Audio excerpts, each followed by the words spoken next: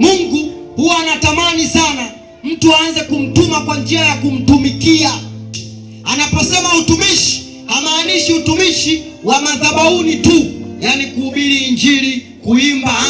Anakutuma kwenye maeneo mengi.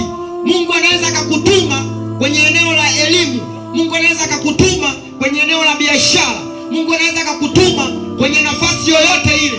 Unapoenda katika ile nafasi, ni lazima ukawe mkweli, ni lazima ukafanya kama vile Mungu anavyopenda. Lakini wengi, nimekwambia, Mungu akishaanza kuwatengeneza mioyo yao, wengi huwa wanasema maneno magumu. Malaki anasemaje? 3:13 anasema maneno yenu yamekuwa magumu juu yangu, asema Bwana wa majeshi.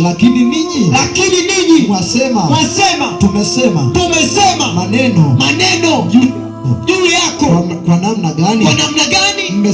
Mmesema kumtumikia Mungu hakuna faida. Na tumepata faida gani? Yaani Mungu akishaanza kutengeneza mtu, watu huwa wanakimbia, wanaona haya mambo ya kimungu ni magumu sana,